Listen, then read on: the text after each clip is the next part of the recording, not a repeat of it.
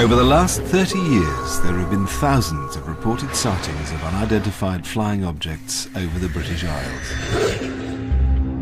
You think I'm bloody daft, but this is a UFO. In the summer of 2008, reports of flying saucers and other crafts were capturing the headlines again. Over the years, numerous eyewitnesses, including military personnel, police officers, and experienced airline pilots have testified to seeing strange lights in the sky and other mysterious phenomena. 12 o'clock, very bright yellow. It's the brightest light I've ever seen in my life. Many of these UFO sightings remain unexplained to this day. But what or who were they? Could they really be evidence of extraterrestrial life? Yeah, it's a strange, small red light. Weird. It's coming this way. It is definitely coming this way. It was just something out of a science fiction film. It was totally unbelievable. Tonight we hear firsthand from those who witnessed them and examine the truth behind some of Britain's most celebrated UFO sightings.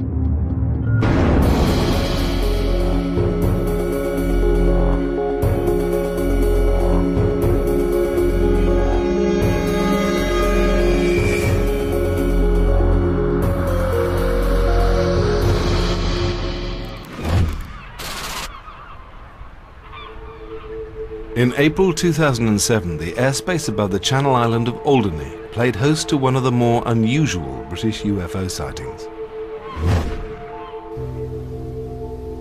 I thought initially it was an aeroplane, but clearly nothing like I'd ever seen before.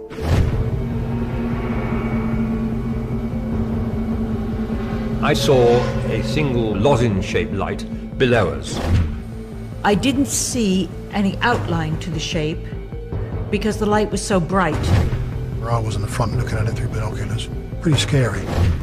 Yeah, the second one appears to be beyond the first from where I am. This is probably the best witness that I've interviewed in 30 years. If it was designed by an engineer, that man, I'd like to shake him by the hand because it was a fantastic piece of equipment.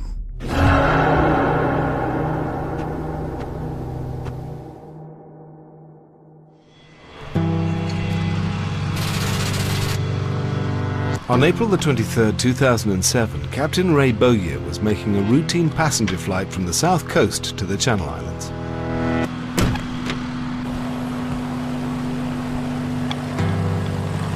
He'd flown the same route for almost 10 years. We loaded the passengers normally, ordinary day, little wind, nice smooth conditions, very good visibility, you can see very well. Normal day, yeah, into the cruise, 4,000 feet, no problems. The 80-mile journey to Alderney takes just 45 minutes. 10 miles from France, it's the most northerly of the Channel Islands. Ray Bowyer was expecting it to be a routine flight. Just a little bit of paperwork, keeping a good lookout for other aircraft, and that's when I saw the first signs of the sighting on that day. It was about 10 miles south of the Isle of Wight. I saw basically what was a brilliant yellow lamp, brilliant yellow light ahead.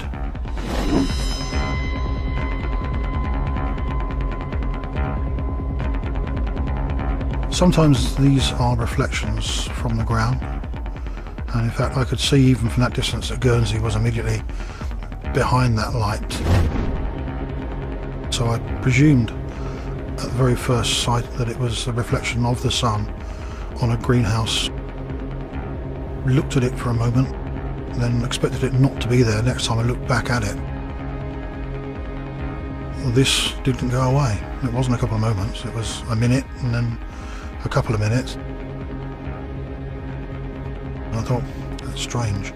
That's very different to anything that I've seen previously. It wasn't a reflection, it was an emission of light. And I thought, well, better have a look at this. And that's when I picked up my binoculars that I always carry.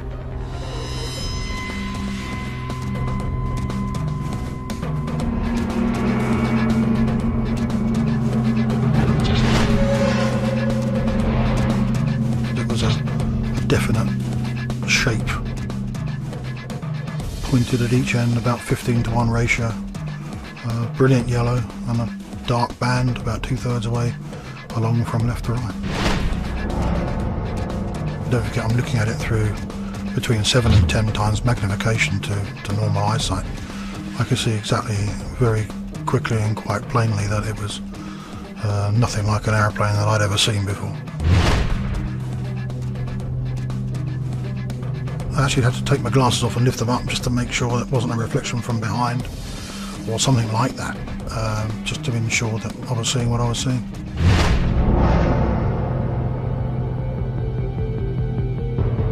By now, the other passengers in the plane were aware that something unusual was going on. He sort of leant forward, looked over the nose of the aircraft, and when the pilot does that, you take notice. Kate and John Russell fly regularly between their home in Alderney and the mainland. I thought, okay, there's something unusual going on here. Kate then drew my attention to what was going on.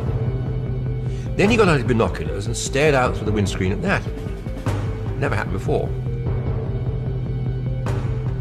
I didn't want them to get scared or frightened, you know. Run a professional outfit, you don't want them to be worried about anything really. However, I didn't want to turn back. Ray Bowyer's immediate thought was to radio air traffic control in Jersey. Number 544, Jersey. Hello, 544, Zone, pass message. The controller guiding the plane into Alderney was Paul Kelly. On that flight, there's very little to communicate to Ray. It's not normal for someone to suddenly start up a conversation on the RT. This is the actual air traffic control recording of the flight. 12 o'clock for the next. Roger, I've got a very bright object, so it wouldn't say how far, extremely bright. Do you have any traffic, can't really say how far, but by 12 o'clock level? He was reasonably calm, albeit I could detect he was a bit uncertain about something. No known traffic at all in your 12 o'clock. Whilst air traffic control were trying to locate the sighting, Ray Bowyer was more concerned with avoiding a potential collision. By now he'd been heading towards what he believed was a solid object for almost 4 minutes. My emotions at that time was simply, what is it? Is it coming towards me or us in the aeroplane? What's it up to?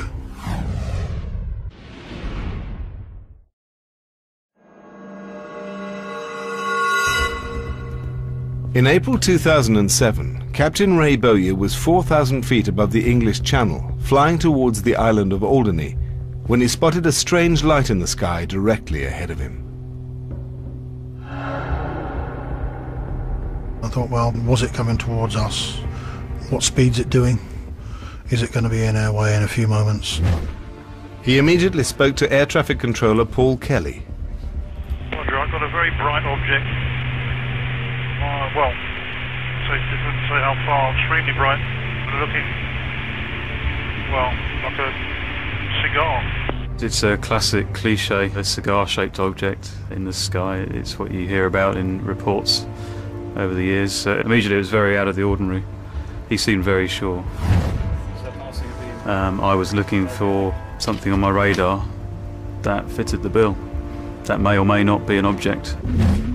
It was now 10 minutes since Ray Bowyer had first noticed the object. Neither he nor air traffic control had any idea what it could be. I think I was more concerned initially about any conflict. Was it an aeroplane? Even with 20 years of flying experience to his name, Ray Bowyer wasn't sure he could believe what he was seeing. For a second opinion, he turned to the passenger sitting behind him. I suggested to him, would you like to have a look and see what you can see? And straight away he said, yeah, I can see this. And about that time, he said, there's another one. Sure enough, almost directly beyond that one was a very similar looking object.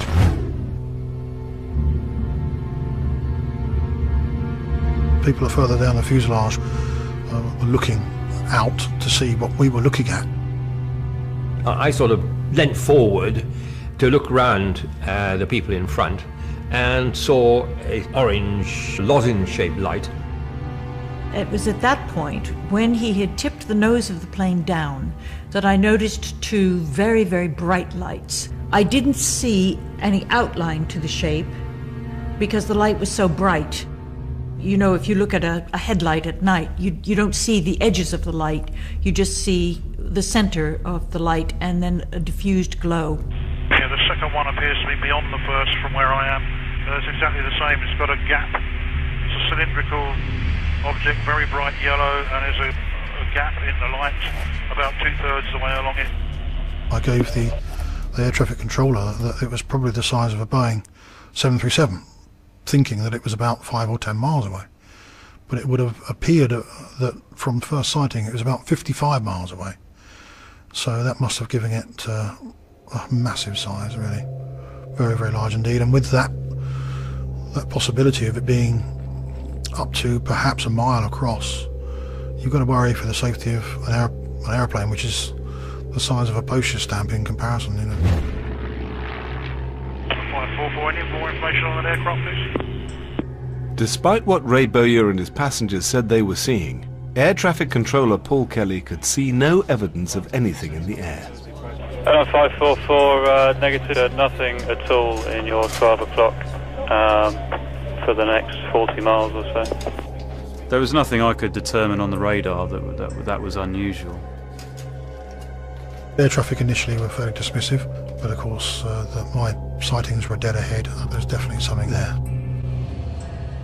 The objects you were describing were very bright, quite large, and you'd think very obvious, so you would think that other pilots, perhaps in the area, would be able to see the objects. Although Paul Kelly could see nothing on his radar, Ray Bowyer was still convinced that what he was seeing was a solid object. Traffic into Alderney reported seeing some unidentified. Jersey 912 Golf, anything down that traffic is about 18 miles ahead of you. Very bright yellow emitting light. Jersey Blended 832. Kelly radioed the other aircraft under his control, asking if anyone could see the unidentified object. We've got something about 8 o'clock resembling the description. Around about a similar range to Alderney from us now. The moment when another pilot said he could see something in the vicinity of Alderney, it really it did make it much more interesting. A call came in from a pilot corroborating the sighting. The objects had now been in sight for nearly 12 minutes. Ray Bowyer was concerned about getting his passengers onto the ground safely. A-line 544, Roger, would you like to send? Please, I better go down, I think. It was getting to that point where I was pleased to descend and get on the ground. Despite the mysterious encounter, flight GR554 landed on time and on schedule at Alderney Airport. When we landed, Ray turned around and said that he had seen something extraordinary, something he hadn't seen in his 20 years or so of flying, and he was quite obviously disturbed by the experience. The girl there who works as a crewing, Lucia, she said, you look like you've seen a ghost, you look pale. I said, well, I'm not sure if it's a ghost or not, but it was certainly something odd.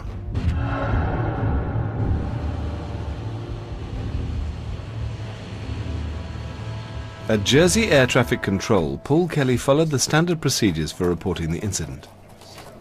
I had taken down notes as I was going along and a sketch drawing, as Ray had described it. And I asked him to fax me his sheet from his flight. In the back of the Manual of Air Traffic Services, there's a section tucked away on reporting unidentified flying objects. It's all quite strange. You phone up the phone number, which is the MOD, and you get an answer machine.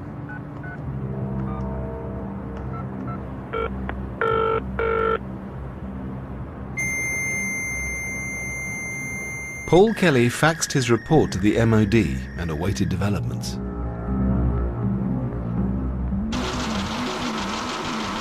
In the days following the incident, word spread quickly through the Channel Islands.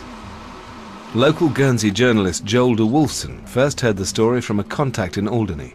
He followed his lead and got in touch with Ray Bowyer. I got the feeling that Ray was worried initially about it being, you know, Aurigny pilot says little green aliens are coming to visit Guernsey and damage his reputation because of it. But the headlines took both Ray Bowyer and the sighting seriously. Ray's a very honest, straight down the line kind of guy. The MOD were investigating it, so it added weight to the story straight away. The story was soon taken up by the national media.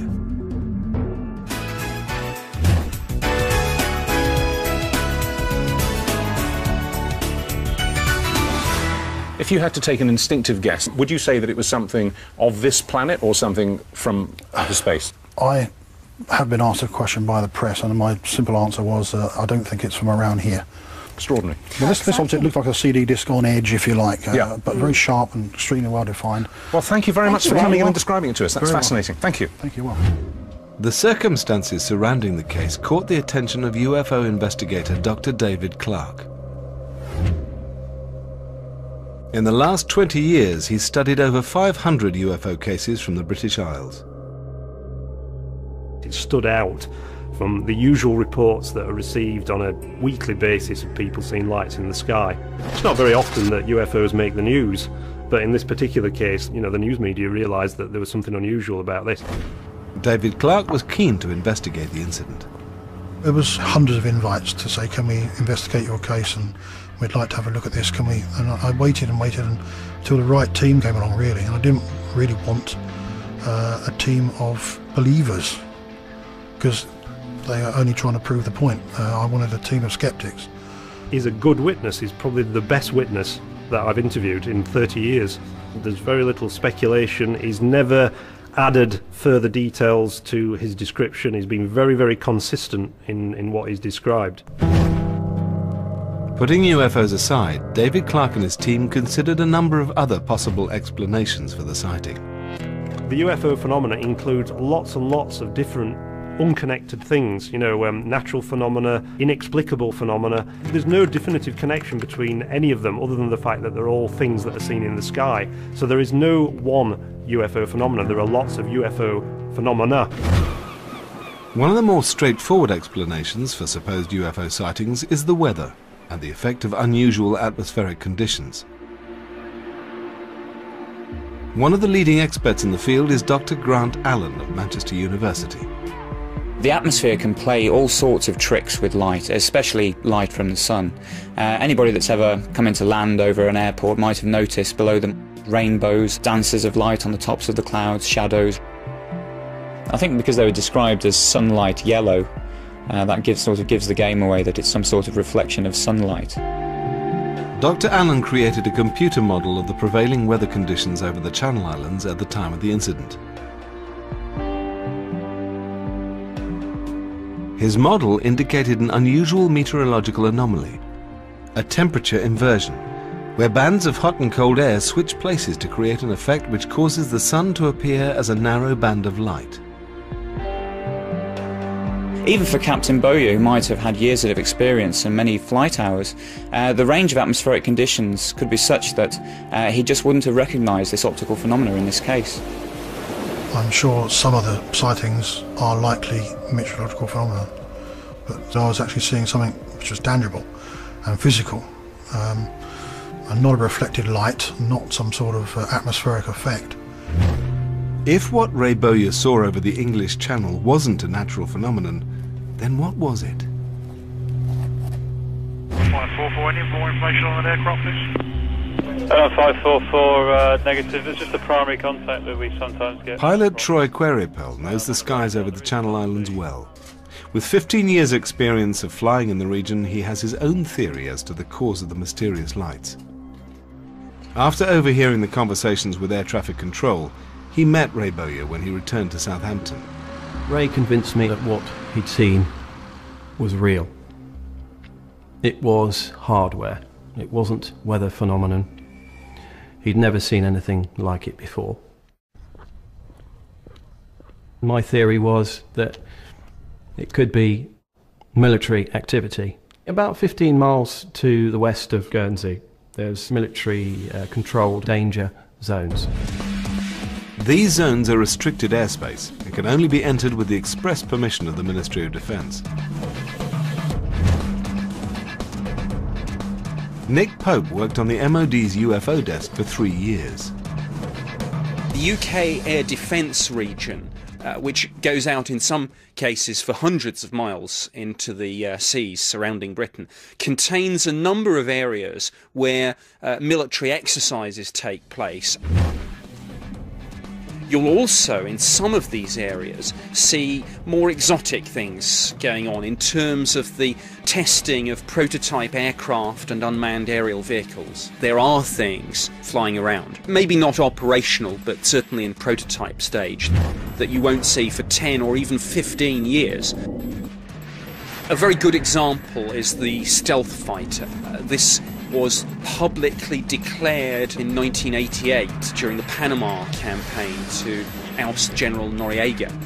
Now, it's a matter of record now that, of course, the stealth fighter had been operational and before that had been flying in prototype sense for many, many years, probably even back in the 70s. Could a military test aircraft have been responsible for Ray Bowyer's sighting? As part of his investigation, David Clarke followed up all the leads that might explain the Alderney sighting. He contacted the Ministry of Defence and obtained a copy of their report on the case.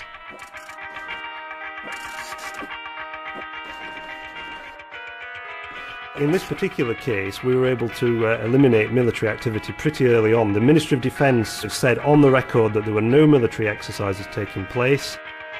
For Ray Bowyer, it confirmed his own theory as to what he'd seen. I believe it was nothing like any aeroplane. I've seen some strange sort of development type aircraft over the years. The Flying Wing, the Vulcan type aeroplane, various German experimental aircraft, but nothing like this, nothing that emitted a brilliant yellow light, and it wasn't a reflection, it was an emission of light.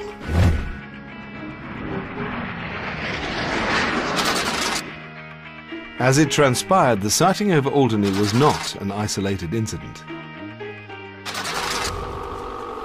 Builder Paul Godian claimed to have witnessed a similar phenomenon on the island 7 weeks earlier. I thought, wow, this is, within a fairly short space of time, somebody else has actually seen something up there. It just seemed all too real, very real.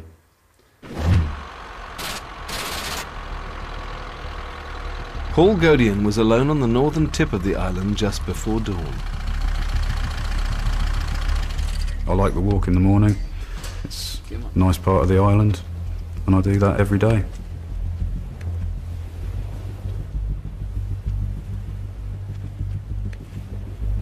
I saw two lights start to appear under the cloud base just directly ahead of me.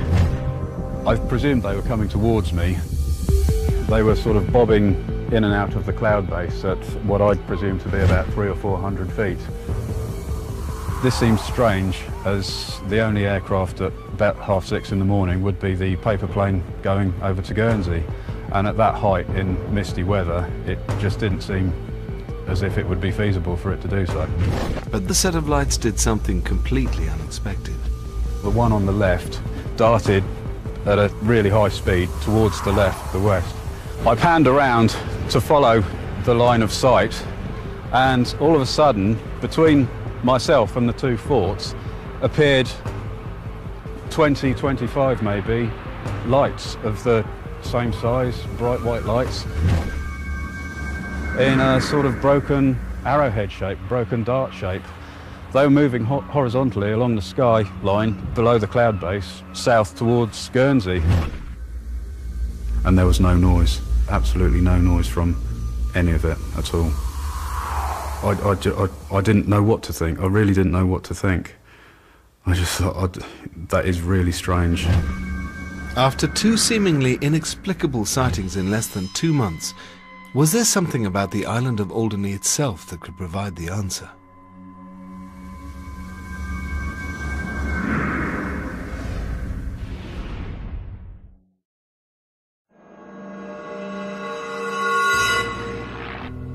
On April the 23rd, 2007, 2 bright lights were reported in the sky above the Channel Island of Alderney. They were witnessed by airline pilot Ray Bowyer and his passengers. I thought, what is it? Is it coming towards me or us in the aeroplane? What's it up to? Just 7 weeks earlier, Paul Godian also claimed to have seen strange lights floating above the island.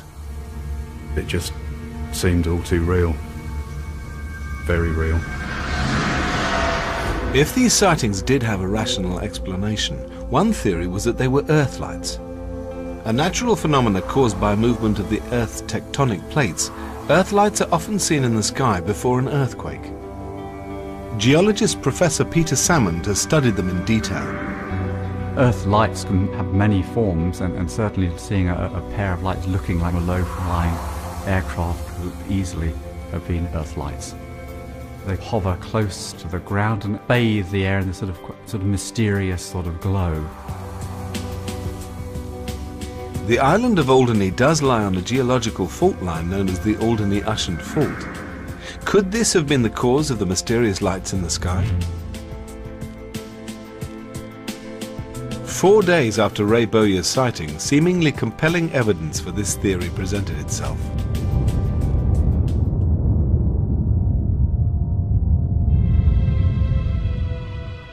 The Kent coastline suffered the largest earthquake in the region for 50 years.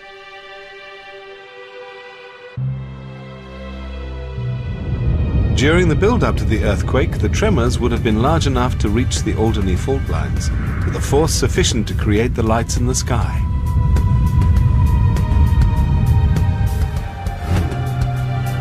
But one thing makes the theory unlikely to explain the events of April the 23rd. We wouldn't expect to see Earth lights with a large body of water present. Our understanding is you need to have a discharge from the Earth through an earthquake fault into the atmosphere.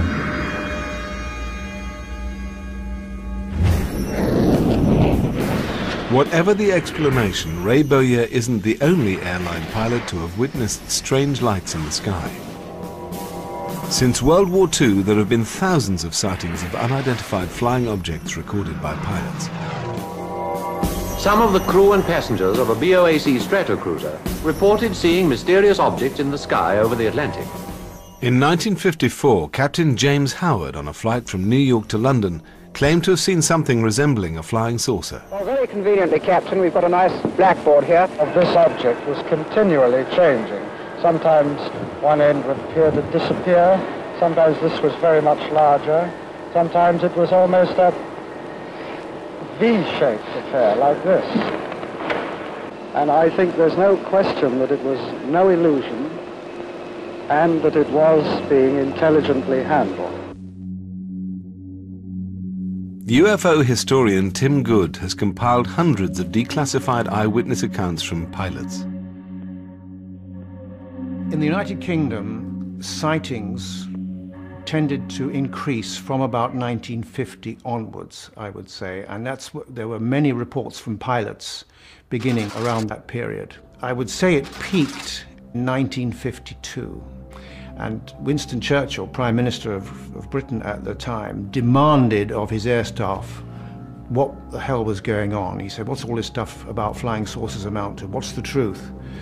And in a few weeks they came back to him and said, Prime Minister, don't worry, it's all been dealt with. We've been in touch with our American counterparts in intelligence, and all the unexplained sightings have been explained, and there's nothing to it at all. The response of Churchill's air staff was designed to end investigations into UFOs. But despite official denial that such objects existed, sightings by pilots continued. In October 1954, Flight Lieutenant James Salandin was flying a Gloucester Meteor out of RAF North Weald in Essex.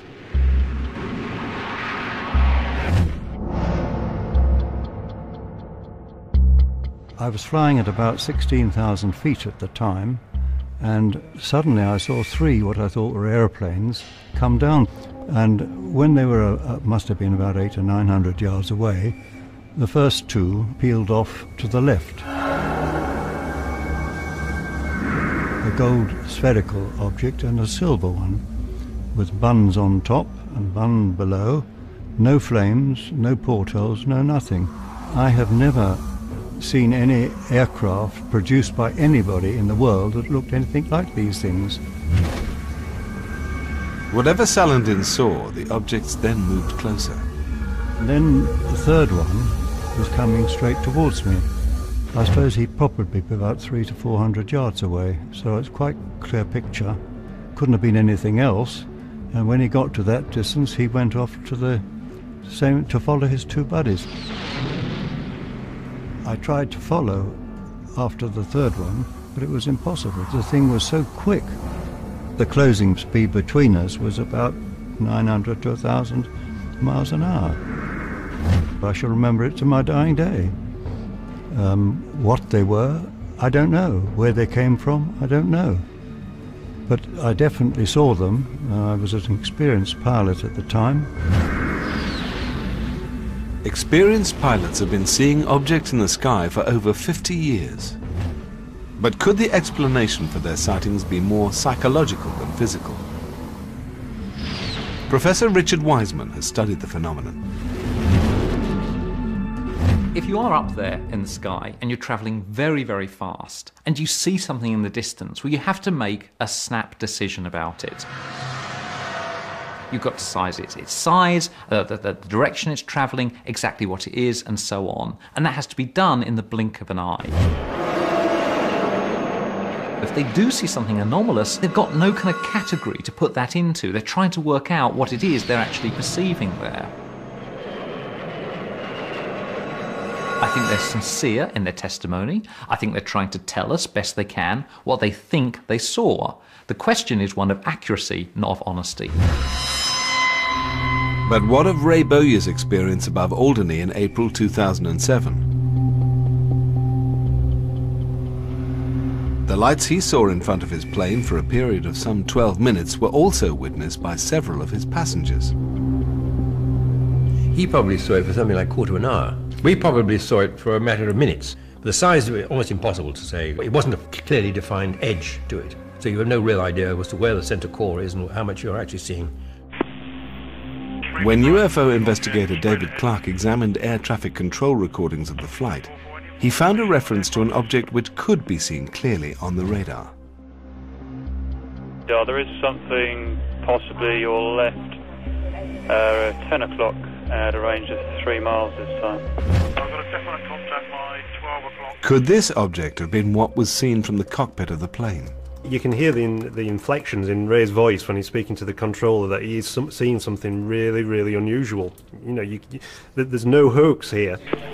I think they're possibly over, maybe to the west of Alderney. Roger.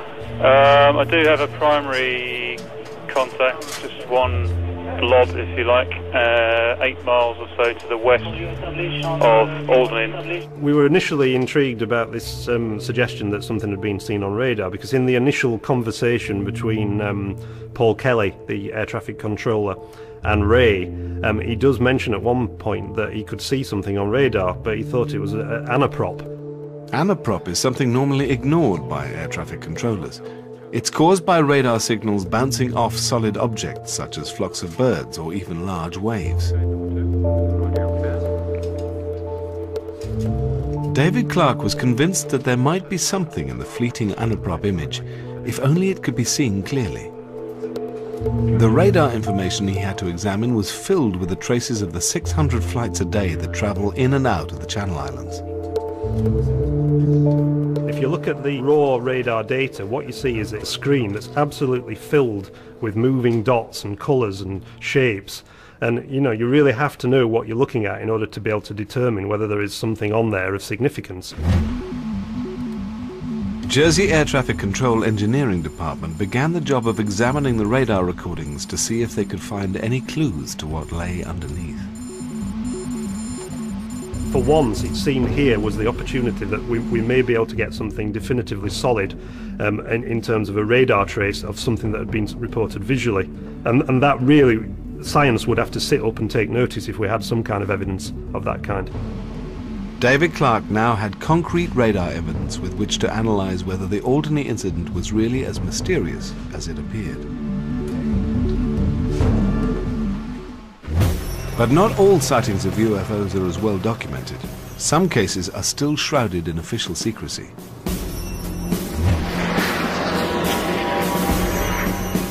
On April the 21st, 1971, Wing Commander Alan Turner was supervising air traffic controller at RAF Sockley in Hampshire.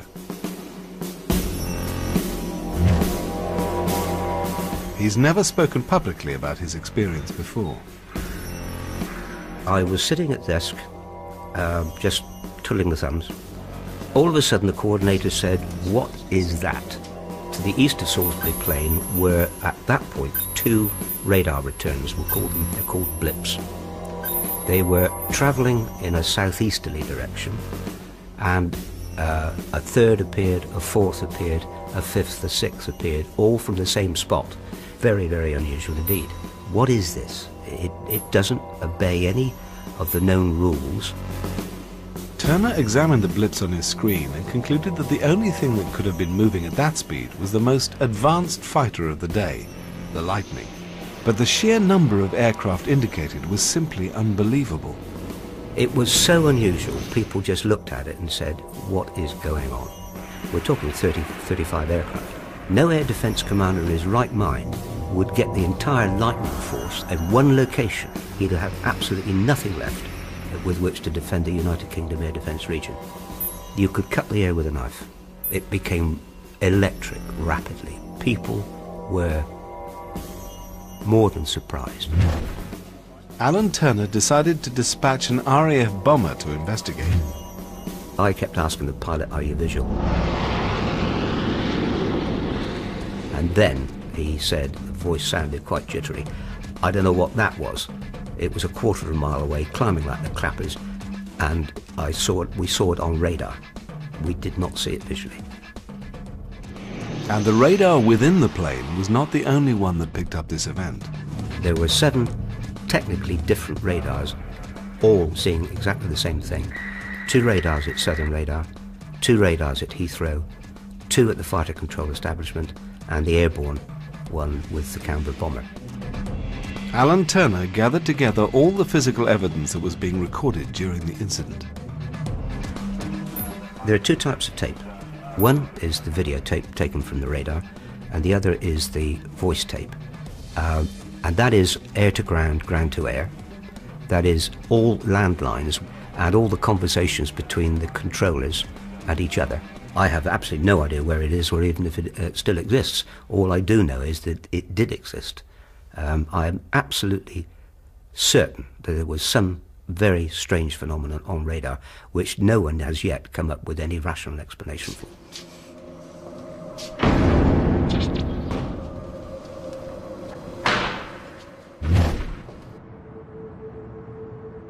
Over 30 years later, the evidence of Alan Turner's encounter has still to be released into the public domain.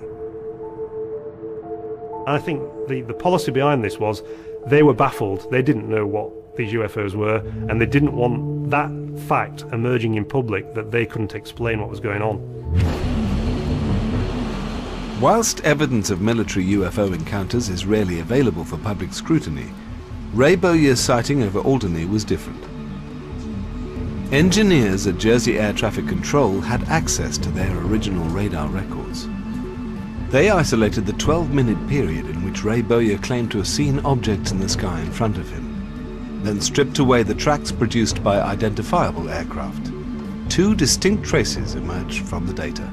What they revealed were the tracks of 2 unidentified objects, one heading north and one south. It looks to me like very likely that the positions of the objects that I saw were in the right place for the radar returns that I've received. Were these traces really proof that 2 UFOs had been witnessed flying in the skies over Alderney?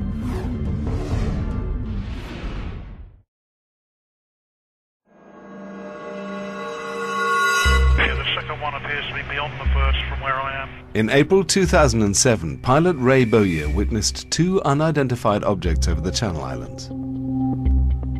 It was a definite shape, pointed at each end, about 15:1 ratio, brilliant yellow and a dark band about 2/3 away along from left to right. I think they're possibly over, maybe to the west of Alderney. Roger.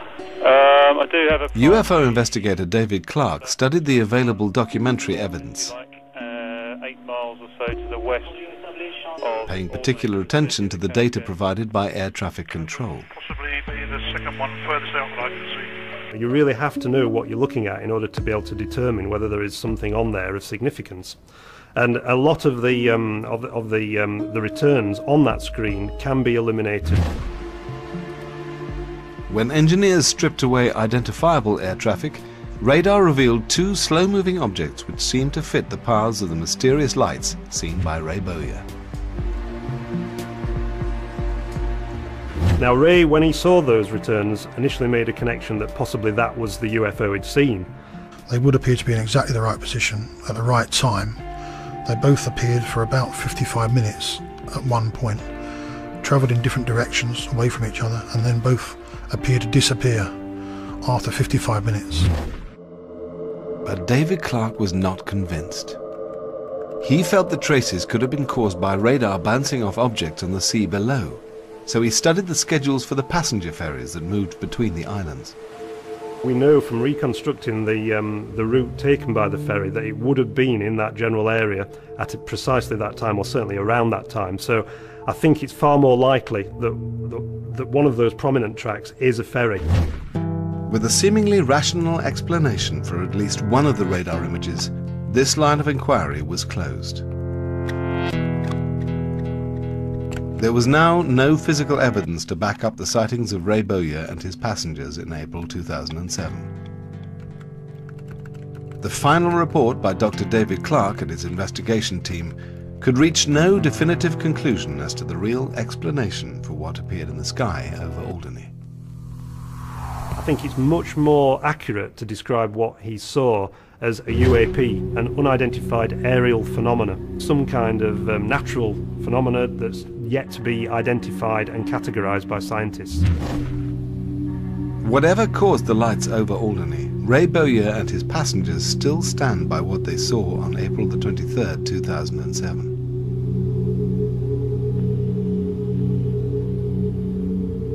I was a bit disappointed that they hadn't found a solution, because it now hangs in the air with all the other hundreds of cases. It isn't until later on you realise that somebody like Ray is regarding it as something quite out of the ordinary that you begin to wish that you paid more attention. I hope we live long enough to know the explanation. I have to confess now, every time we get in a plane, I keep wondering, are we going to see the lights? As for Captain Ray Bowyer, he wasn't the first pilot to spot something unexplained in British airspace, and it's unlikely he'll be the last. I kept asking the pilot, "Are you visual?" He sounded shaken. There was clearly something which he did not understand and couldn't explain, any more than we could. The description I've given you was quite true. I shall remember it to my dying day.